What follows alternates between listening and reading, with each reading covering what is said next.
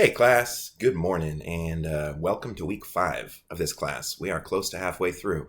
I want to walk you through what we're working on this week and make sure that you understand it. So this week, I'm going to minimize myself, and we're looking at the discussion board. So this week's discussion board is all about your annotated bibliography. So you're working on your draft of that this week. So I want to walk you through the instructions to make sure everybody understands. So I'm sure you've read this. Hopefully you have read this. Right here it explains you've prepared for the annotated bibliography with your research and your synthesis matrix. Now I want you to demonstrate your understanding of your evidence and sources by developing an annotated bibliography of some of your sources. So in this discussion, you'll be sharing a rough draft of your annotated bibliography, and you'll be giving each other feedback, and you'll be editing it. So let's look at it. So what's due Wednesday is your first draft of your 700 to 800 word annotated bibliography. That's big. So I want to make sure I point that out right at the very beginning. This is a big thing. This isn't a quick assignment for this week. For this, you need to cover all of these points. You need to have your research question that focuses on the research of the chosen topic, a minimum of 8 to 10 reliable sources that offer various viewpoints on the topic. And I really mean that, various viewpoints. I'd like you to get, your sources need to be from around, not just all one type. I want you to have a variety of sources. It's the only way we can really understand things these days, right? In this world of fake news and of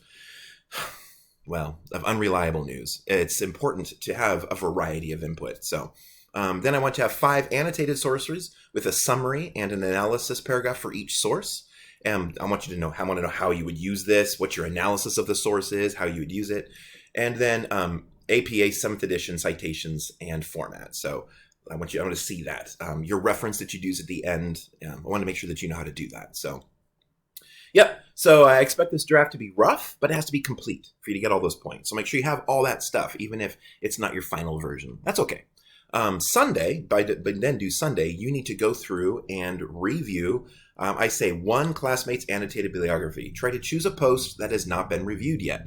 So if everybody reviews one, there should be plenty of posts, right, that don't have one. So I'm assuming some people will miss this part of the assignment. So if you end up not having any feedback on yours, I'm sorry to hear that. I'll be giving you feedback, but I want everybody to give one other person feedback. So if you give your feedback to someone who already has feedback, you're going to lose points. So make sure that you give feedback to somebody who hasn't gotten feedback yet. And then go through all of these. I want you to really look at every single one of these.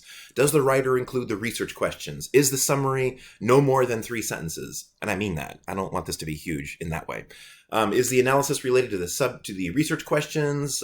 All of this. Just make sure you do all of this. Go through all of this. You're only reviewing one, but that one I want you to give a deep evaluation of, right? So there you go. And then I tell you about the points here.